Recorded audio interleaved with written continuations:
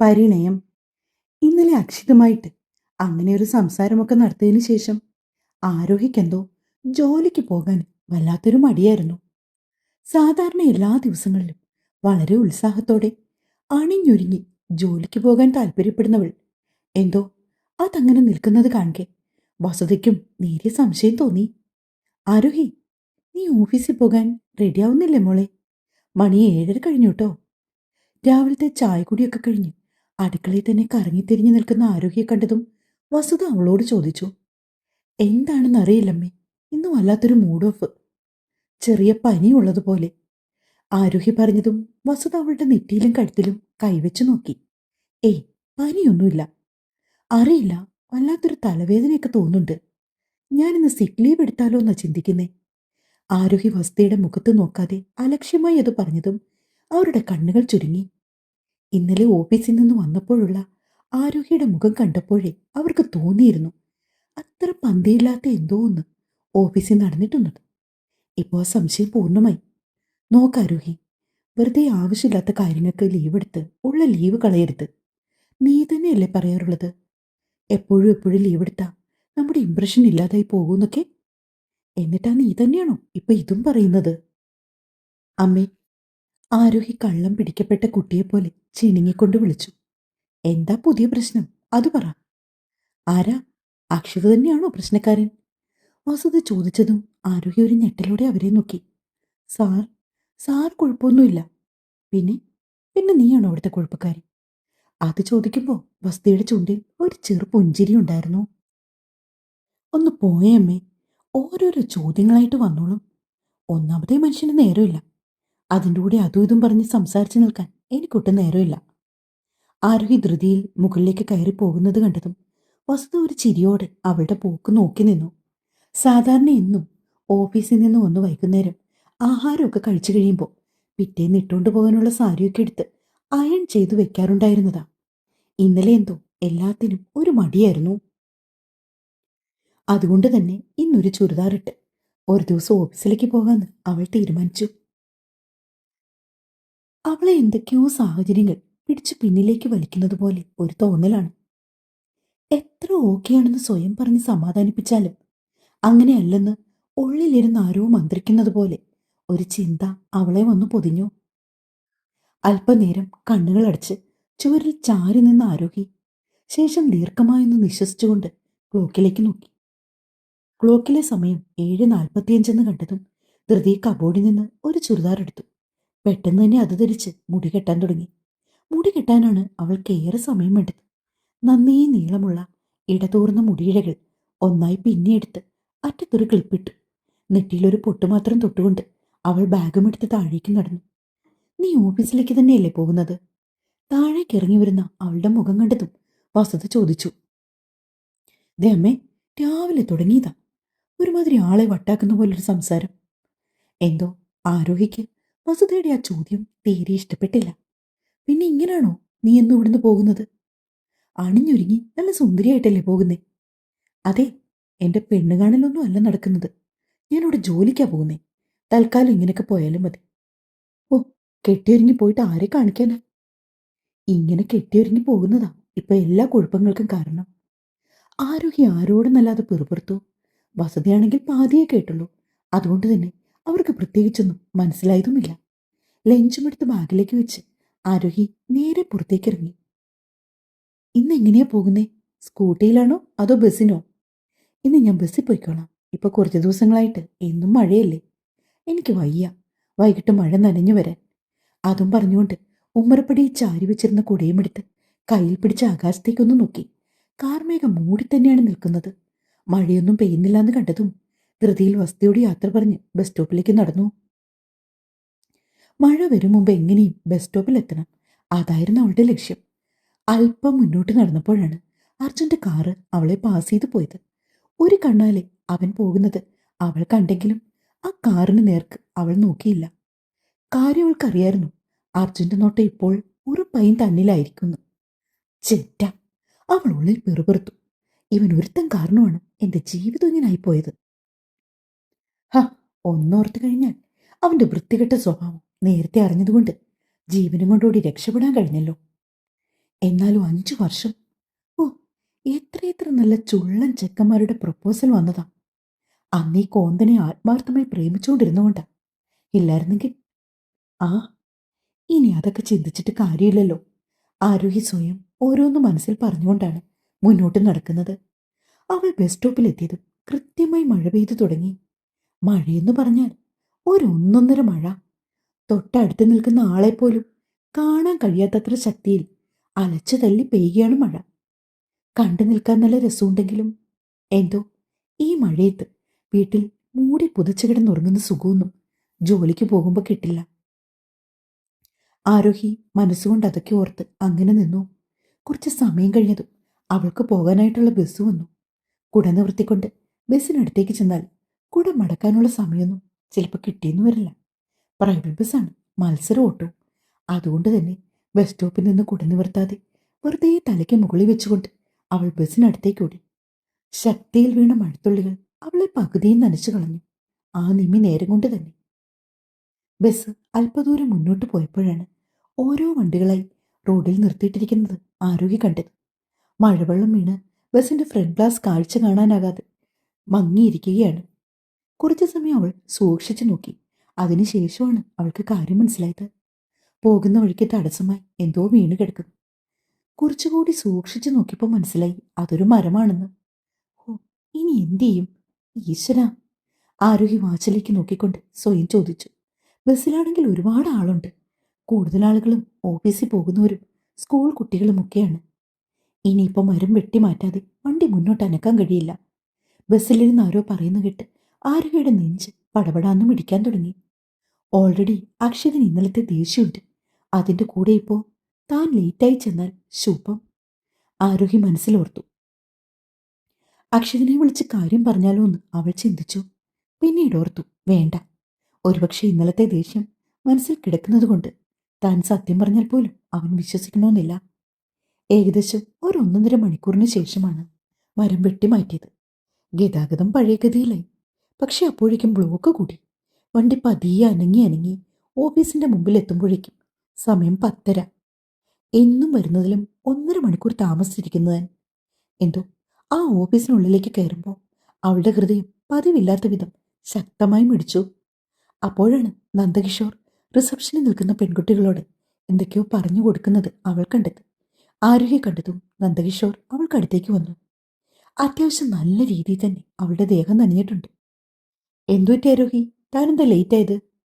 അത് പിന്നെ സർ, വരുന്ന വഴിക്ക് റോഡിൽ മരം വീണ് വഴി ബ്ലോക്കായി. അതുകൊണ്ട് വണ്ടികളൊന്നും കടത്തിവിട്ടില്ല. ആണോ? ആ, സാരമില്ല. സർ, അക്ഷയ് സാർ വന്നിട്ടുണ്ടോ? ആരോഗ്യ ധൃതി ചോദിച്ചു. സാറ് വന്നിട്ടുണ്ട്. സാറിന്ന് പതിവിൽ നേരത്തെ വന്നു. നന്ദകിഷോറിന്റെ വായിൽ നിന്ന് വീണ വാക്കുകൾ കേട്ട് ആരോഗ്യയുടെ ഉള്ളിൽ ഭീതി പടർത്തി. ആരോഗ്യയുടെ മുഖത്തെ പരിഭ്രമം കണ്ടതും നന്ദകിഷോർ അവളെ ആശ്വസിപ്പിച്ചു. സാരമില്ല, താൻ സാറിനോട് കാര്യം പറഞ്ഞാൽ മതി. ഇതിപ്പോൾ നമ്മൾ മനഃപൂർവ്വം ലേറ്റ് ആയതൊന്നും അല്ലല്ലോ. നന്ദകിഷോർ പറഞ്ഞു. ശരി സാർ. അതും പറഞ്ഞുകൊണ്ട് ആരോഹി നേരെ ലിഫ്റ്റിനടുത്തേക്ക് നടന്നു.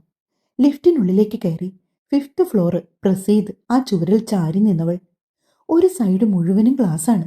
അതിൽ കാണുന്ന തന്റെ പ്രതിബിംബത്തിലേക്ക് ഒന്ന് നോക്കി ആരോഹി. മുഖത്തും കഴുത്തിലും വെള്ളത്തുള്ളികൾ മുത്തുകൾ പോലെ അങ്ങിങ്ങായി പറ്റിപ്പിടിച്ചു നിൽക്കുന്നു. മുടിയിഴകൾ നനഞ്ഞൊട്ടിയിട്ടുണ്ട്. വസ്ത്രത്തിലും അവിടെ ഇവിടെ നനവറിയാനുണ്ട്. ഒരു മെറൂൺ കളർ അനാൽക്കലി ചുരിദാറായിരുന്നു അവളുടെ വേഷം. ലിഫ്റ്റ് 5th ഫ്ലോറിലെത്തിയതും ആരോഹിയെ ആലില പോലെ വെറുക്കാൻ തുടങ്ങി. എങ്ങനെ അക്ഷിതിനെ അഭിമുഖീകരിക്കുമെന്ന് ചിന്തിച്ചിട്ട് അവൾക്ക് യാതൊരു എത്തുംപിടിയും കിട്ടുന്നില്ല. എങ്കിലും ഡോറിൽ നോക്കിയത് അവൾ. കമിങ്. അക്ഷിതിന്റെ ശബ്ദം കേട്ടതും അവൾ ഒരുവിധം ധൈര്യം സംഭരിച്ച് ഡോർ തുറന്നകത്ത് കയറി. ആരോഹ്യ കണ്ടതും അക്ഷിതെന്തോ എഴുതിക്കൊണ്ടിരുന്ന പേന താഴ്ത്തുമ്പിൽ മുട്ടിച്ചുകൊണ്ട് അവളെ തന്നെ നോക്കി നിൽക്കുന്നുണ്ടായിരുന്നു. ആരോഹി സ്വന്തം സീറ്റിലേക്ക് പോകാതെ അക്ഷിതിന്റെ മുമ്പിൽ തന്നെ നിന്നു. സമയത്രേ? അക്ഷിതിന്റെ ഭാഗത്ത് നിന്നും അവൾ പ്രതീക്ഷിച്ചതുപോലെ തന്നെ ചോദ്യം വന്നു. സർ, വരുന്ന വഴി ബസിന്റെ മുമ്പിൽ ഒരു മരം വീണു. അങ്ങനെ കുറച്ചു സമയം റോഡ് ബ്ലോക്കായി. അതാ ഞാൻ വരാൻ ലേറ്റായത്. ആരോഹി ഒരുവിധം പറഞ്ഞൊപ്പിച്ചു. അതല്ലല്ലോ ഞാൻ ചോദിച്ചതിനുള്ള മറുപടി. അക്ഷിതിന്റെ സ്വരം കൂടുതൽ ശക്തിയിൽ ഉയർന്നതും. ആരോഹി ഒന്ന് ഞെട്ടിപ്പോയിരുന്നു. സർ. പെട്ടെന്ന് ആരോഹി വാച്ചിലേക്ക് നോക്കി. സർ, 10:35. ഓക്കെ. തോന്നുമ്പോൾ കയറി വരാനും തോന്നുമ്പോൾ ഇറങ്ങിപ്പോകാനും ഇത് നിന്റെ കുടുംബ വീടാണെന്ന് തോന്നിയിട്ടുണ്ടോ? അക്ഷിതിന്റെ ശബ്ദം വീണ്ടും ഉയർന്നു. താൻ കാര്യം പറഞ്ഞിട്ടും അവൻ തന്നോട് ചൂടാകുന്നത് കാണിക്കെ ആരോഹിക്കും ദേഷ്യം വന്നു. സാർ എന്തിനാ എന്നോട് ഇത്ര ദേഷ്യപ്പെടുന്നേ? ഞാൻ കാര്യം പറഞ്ഞല്ലോ, അല്ലാതെ ഞാൻ മനഃപൂർവ്വം താമസിച്ചൊന്നും അല്ല. അല്ലെങ്കിൽ തന്നെ സാറൊന്ന് അന്വേഷിച്ച് നോക്ക്. വരുന്ന വഴിക്ക് ആ ഹോസ്പിറ്റൽ ജംഗ്ഷനിൽ മരം വീണ് വണ്ടികളൊക്കെ ബ്ലോക്കായിട്ട് കിടക്കുമായിരുന്നു. അപ്പം അറിയാലോ സത്യം. അല്ലാതെ ഞാനിത് കൈ നിന്നിട്ട് പറഞ്ഞൊന്നുമല്ല. ആരോഹിയും അക്ഷയുടെ അതേ ടോണിൽ തിരിച്ചു ചൂടായി. ആരോഹി, കമ്പനിക്ക് കുറച്ച് റൂൾസ് ഉണ്ട്. അത് ഫോളോ ചെയ്യാൻ പറ്റുന്നവർ മാത്രം ഈ കമ്പനി വർക്ക് ചെയ്താൽ മതി. എന്റെ PS ആയിട്ട് ആരോഹി തന്നെ എക്കാലം ഇവിടെ വേണമെന്ന് എനിക്ക് യാതൊരു നിർബന്ധവുമില്ല. അക്ഷിത അറുത്തുമുറിച്ച് പറയുന്നത് കേട്ടതും ആരോഹിക്ക് വല്ലാതെ ദേഷ്യം തോന്നിയെങ്കിലും അവൾ തിരിച്ചൊന്നും മറുപടി പറയാതെ മുഷ്ടി ചുരുട്ടിപ്പിടിച്ച് ദേഷ്യം നിയന്ത്രിച്ചു. അക്ഷിതും കാണുന്നുണ്ടായിരുന്നു അവളുടെ ആ ഭാവങ്ങളൊക്കെ. ഇവിടുത്തെ ഒരു സാധാ എംപ്ലോയിയാണോ ആരോഹി? അക്ഷിത് ചോദ്യം ചോദിച്ചിട്ട് അവളുടെ മറുപടി അറിയാവനെ ആ മുഖത്തേക്ക് തന്നെ നോക്കിയിരിക്കുകയാണ്. അല്ല. Then why? താൻ ലേറ്റ് ആകുമായിരുന്നെങ്കിൽ അറ്റ്ലീസ്റ്റ് എന്നെയൊന്നും വിളിച്ചു പറയേണ്ട കാര്യമുണ്ട്. അല്ലെങ്കിൽ നന്ദകിഷോറിനെങ്കിലും വിളിച്ച് ഇത് ഇൻഫോം ചെയ്യാനുള്ള മര്യാദ തനിക്കില്ലാതെ പോയോ? അക്ഷയ അത് ചോദിച്ച സമയത്താണ് ആരോഹിയും അബദ്ധം പിടിഞ്ഞതുപോലെ നിന്നത്. അക്ഷയെ വിളിക്കണമെന്ന് താൻ ചിന്തിച്ചിരുന്നു. പക്ഷെ ഇന്നലെ ഉണ്ടായ പ്രശ്നങ്ങൾ കാരണം എന്തോ അക്ഷിതിനെ കോൾ ചെയ്യാൻ അവൾക്ക് മനസ്സ് തോന്നിയില്ല. പക്ഷെ നന്ദകിഷോറിനെയെങ്കിലും താൻ വിളിക്കേണ്ടതായിരുന്നു. ആരോഹി പശ്ചാത്താപത്തോടെ ഓർത്തു. സാർ, പെട്ടെന്ന് ഞാൻ അതൊന്നും ഓർത്തില്ല. കൊള്ളാം, നല്ല മറുപടി. ഓർത്തില്ല, മറന്നുപോയി, അറിയില്ല. ഇതൊക്കെ ഒരു എക്സ്ക്യൂസ് ആണെന്ന് ആരോഹിക്ക് തോന്നുന്നുണ്ടോ? അക്ഷിത് വല്ലാത്ത ദേഷ്യത്തിലാണ്. അവൻ ദേഷ്യപ്പെടാനുള്ള തരത്തിലെ കാര്യങ്ങളാണ് താൻ ചെയ്തതെങ്കിലും അവന്റെ ഇപ്പോഴത്തെ ഈ ദേഷ്യത്തിന്റെ പിന്നിലെ കാരണം ഇന്നലെ തന്റെ ഭാഗത്തു നിന്നുണ്ടായ സംസാരമാണെന്ന് ആരോഹിക്ക് നല്ല വ്യക്തമായ ബോധ്യമുണ്ടായിരുന്നു. അതുകൊണ്ട് തന്നെ അവൾ കൂടുതലൊന്നും പറയാതെ മൗനമായി തന്നെ നിന്നു. ഇനി വടി പോലെ ഇവിടെ നിൽക്കാതെ സീറ്റിൽ പോയിരുന്ന് ജോലി ചെയ്യാൻ നോക്ക്.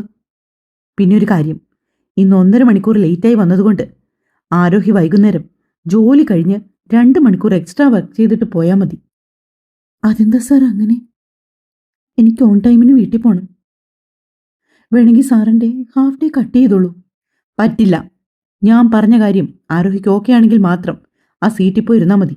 അല്ലെങ്കിൽ ഇതാ റെസിഗ്നേഷൻ എഴുതി തന്നിട്ട് വന്ന വഴിയെ തിരിച്ചു പോയിക്കോളൂ. ഒരു പേപ്പറും പേനയും ആരോഹിക്ക് മുമ്പിലേക്ക് എറിഞ്ഞു കൊടുത്തുകൊണ്ട് അക്ഷിത് ദേഷ്യത്തോടെ പറഞ്ഞു. എന്തോ അവന്റെ ആ പ്രവൃത്തി ആരോഹ്യെ വല്ലാതെ വേദനിപ്പിച്ചു. കാര്യം അവനൽപ്പം ചൂടാകുമെന്ന് പറഞ്ഞാലും അവന്റെ ഭാഗത്തു നിന്നും ഇങ്ങനെയൊരു പ്രതികരണമൊന്നും അവൾ ഒട്ടും എക്സ്പെക്ട് ചെയ്തിരുന്നില്ല. നിലത്തേക്ക് വന്നു വീണ പേനയും പേപ്പറും എടുത്ത് അവന്റെ ടേബിളിന്റെ മുകളിലേക്ക് തന്നെ വെച്ചുകൊണ്ട് ആരോഹി ഒന്നും പറയാതെ അവളുടെ സീറ്റിലേക്ക് പോയിരുന്നു. പതിയെ സിസ്റ്റം ഓണാക്കി ഓരോരോ വർക്കുകൾ ചെയ്തു തുടങ്ങി. അന്നത്തെ ദിവസം അക്ഷിത് യാതൊന്നും അവളോട് സംസാരിച്ചില്ല. പറയാൻ എന്തെങ്കിലും ഉണ്ടെങ്കിൽ അതൊക്കെ മെയിലായിട്ട് അവൾക്ക് അയച്ചുകൊണ്ടേയിരുന്നു. വർക്കിന്റെ ഡീറ്റെയിൽസും റിപ്പോർട്ടും എല്ലാം അങ്ങനെ തന്നെയാണ് അവൻ ചോദിച്ചത്. സാധാരണ അടുത്ത് വിളിച്ചു നിർത്തി ചോദിക്കാറുള്ള കാര്യങ്ങൾ പോലും ഇത്തവണ വല്ലാത്തൊരു വാശിയോടെ മെയിൽ അയച്ച് ചോദിച്ചു.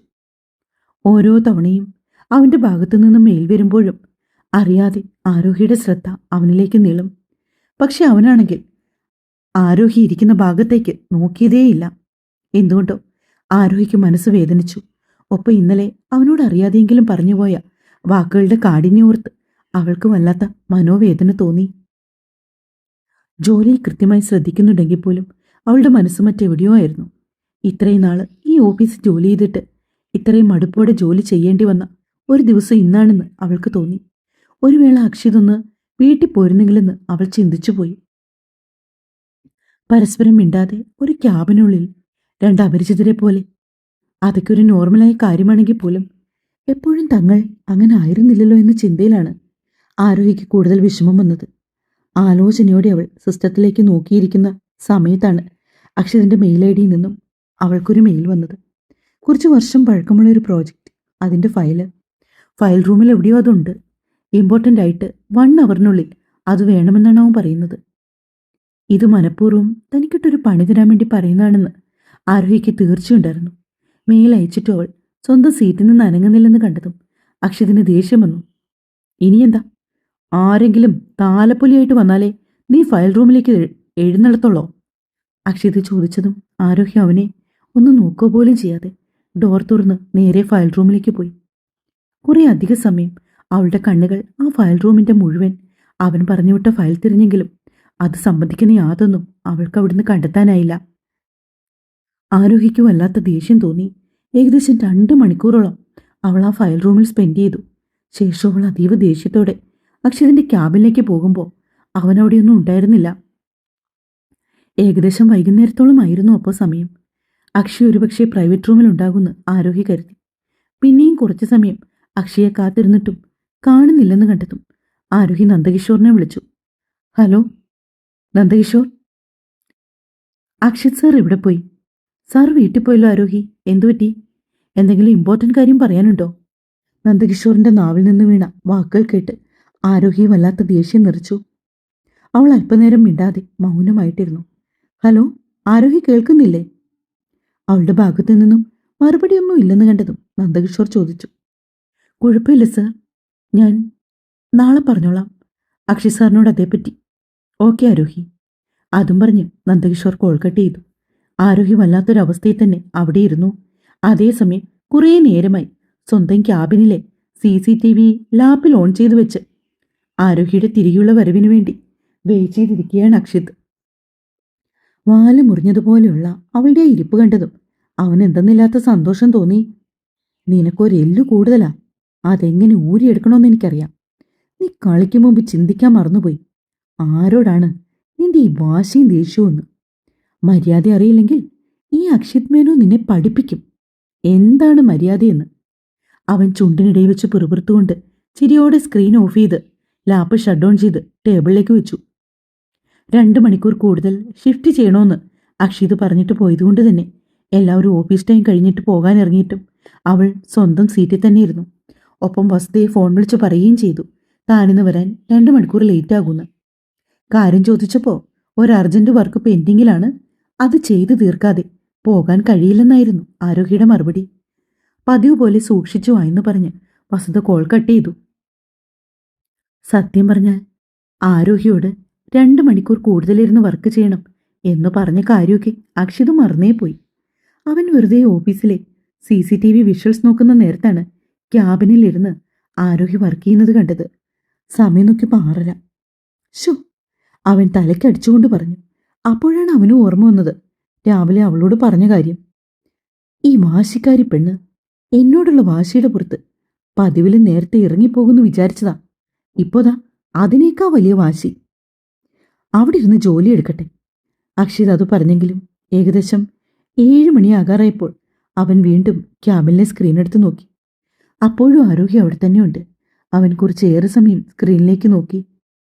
അവളുടെ ഇരിപ്പും ഭാവവും കണ്ട് പോകാനുള്ള ഉദ്ദേശമൊന്നും ഇല്ലാത്തതുപോലെ അവന് തോന്നി. ഈശ്വര, ഇനി 2 മണിക്കൂർ കൂടുതൽ വർക്ക് ചെയ്യണമെന്ന് പറഞ്ഞതിന്റെ പേരിൽ ഈ പെണ്ണിന് നേരം വെളുക്കും വരെ അവിടെ ഇരുന്ന് ജോലി ചെയ്യുമോ? അവൻ ആലോചനയുടെ മനസ്സിൽ ഓർത്തുകൊണ്ട് ഫോൺ എടുത്ത് ആരോഗ്യയെ വിളിച്ചു. സത്യം പറഞ്ഞാൽ 7 മണിയായതൊന്നും അവൾ അറിഞ്ഞിരുന്നില്ല. മുൻപ് അവളുടെ അശ്രദ്ധക്കുറവ് ഉള്ളതുകൊണ്ട് തന്നെ അക്ഷിത് അവളെ ഒരു ഹോസ്പിറ്റലിന്റെ പ്രോജക്റ്റ് ഏൽപ്പിച്ചിട്ടുണ്ടായിരുന്നല്ലോ. അതിലെന്തെങ്കിലും ഐഡിയാസ് പുതുതായിട്ട് കൊണ്ടുവരാൻ കഴിയുമോ എന്ന് ഗഹനമായി ആലോചിച്ചുകൊണ്ടിരിക്കുകയാണ് അവൾ. പെട്ടെന്ന് ഫോൺ റിങ് ചെയ്തതും ആരോഹി ഞെട്ടലോടെ സ്ക്രീനിലേക്കാണ് ആദ്യം നോക്കിയത്. സമയം 7:15 കണ്ടതും വല്ലാത്തൊരു വെപ്രാളത്തോടെ അവൾ ബാഗിൽ കിടന്ന ഫോൺ എടുത്തു. അക്ഷിതിന്റെ നമ്പർ കണ്ടതും അരിശത്തോടെ കോൾ എടുക്കാതെ ഫോൺ ബാഗിലേക്ക് തന്നെ ഇട്ടു. അവളുടെ ആ പ്രവൃത്തി കാണുകെ അക്ഷിതിന് എന്തെന്നില്ലാത്ത ദേഷ്യം തോന്നി. അവൻ വീണ്ടും അവളെ വിളിച്ചു. ഒടുക്കം നിവൃത്തിയില്ലാതെ അവൾ ഫോൺ എടുത്തു. എന്താ സർ? ഒരു ഹലോ പോലും പറയാതെ അവൾ ആദ്യം അതാണ് ചോദിച്ചത്. താൻ വീട്ടിൽ പോകുന്നില്ലേ? അതൊക്കെ എന്തിനാണ് സാർ അന്വേഷിക്കാൻ നിൽക്കുന്നത്? നോക്കാരോഹി, മര്യാദയ്ക്ക് ജോലി നിർത്തിയിട്ട് വീട്ടിൽ പോ. അവളൊന്ന് മൂളിക്കൊണ്ട് അവന്റെ കോൾ കട്ട് ചെയ്തു. അക്ഷിതിന് വല്ലാത്ത ദേഷ്യം തോന്നി അവളുടെ ആ പ്രവൃത്തിയിൽ. അക്ഷിതിന്റെ കോൾ കട്ട് ചെയ്തിട്ട് കുറച്ചു നേരം കൂടി ആരോഹി ക്യാബിനിൽ ആലോചനയോടെ തന്നെയിരുന്നു. സാറിനോട് ഇങ്ങനെയൊക്കെ പറഞ്ഞു പോകുന്നത് തെറ്റാണ് എന്നറിയാം. എന്നാലും ആള് വിളിക്കുമ്പോൾ മനസ്സിൽ എന്തോ ഒരിത്. പിന്നെ പതിയെ സാധനങ്ങളും എടുത്ത് ക്യാബിൻ ഡോർ ലോക്ക് ചെയ്തുകൊണ്ട് പുറത്തേക്കിറങ്ങി. പുറത്താണെങ്കിൽ തോരാത്ത മഴയും നല്ല ഇരുട്ടും വീശിയടിക്കുന്ന കാറ്റും ഒപ്പം ഇടിമുഴങ്ങുന്ന ശബ്ദം കൂടിയായപ്പോൾ ശുഭം. എന്താ കുട്ടി, ജോലി കഴിഞ്ഞിറങ്ങാൻ വൈകിയോ? പെട്ടെന്ന് ശബ്ദം കേട്ടതും മഴയിലേക്ക് നോക്കി നിന്ന ആരോഹി ഒന്ന് ഞെട്ടി. സെക്യൂരിറ്റിയാണ്. അതെ ചേട്ടാ, ഇന്ന് 2 മണിക്കൂർ എക്സ്ട്രാ ഡ്യൂട്ടി ഉണ്ടായിരുന്നു. അവൾ മഴ തോർന്നിട്ട് പോകാൻ നിൽക്കുന്നതാണെന്ന് കണ്ടതും അയാൾ പറഞ്ഞു തുടങ്ങി. ഈ മഴ ഇപ്പോഴും തോരും തോന്നില്ല മോളെ. വൈകിട്ട് 5 മണി കഴിഞ്ഞപ്പോൾ തുടങ്ങിയ മഴയാ. കൊച്ചു വല്ല ടാക്സിയും വിളിച്ച് പോകാൻ നോക്ക്. കുടയുണ്ടെന്ന് പറഞ്ഞിട്ടൊന്നും കാര്യമില്ല. ഈ കാറ്റത്ത് കുടയും കൊണ്ടിറങ്ങിയാൽ കുടയും കൊണ്ട് കാറ്റതിന്റെ വഴിക്ക് പോകും. തുള്ളിക്കൊരു കുടം കണക്കെ പെയ്യുന്ന മഴ കണ്ടപ്പോൾ ആരോഗ്യ മനസ്സിൽ ഉദ്ദേശിച്ചതും അതൊക്കെ തന്നെയാണ്. അവൾ ഫോണെടുത്ത് ഊബർ ബുക്ക് ചെയ്തു. ശേഷം ഫോൺ ബാഗിലേക്കിട്ട സമയത്താണ് മഴത്തുള്ളികളെയും ഇരുട്ടിനെയും വകഞ്ഞു മാറ്റിക്കൊണ്ട് ഒരു BMW കാറ് നേരത്തെ ഒരു ഇരുമ്പലോടെ അവൾക്ക് മുൻപിലേക്ക് വന്ന് നിന്നത്. തുടരും. മോന്റെ കൈക്ക് വേദനയുണ്ട്. എന്നാലും ഇന്നലെ ഉള്ളതിനേക്കാൾ കുറവുണ്ട്. 2 ആഴ്ചയാണ് റെസ്റ്റ്. ഞാൻ സമയം പോലെ കഥ തരാം കേട്ടോ. പരിണയം ഇഷ്ടമെങ്കിൽ സപ്പോർട്ട് വേണം. സ്നേഹത്തോടെ നിങ്ങളുടെ മിത്രവിന്ദ.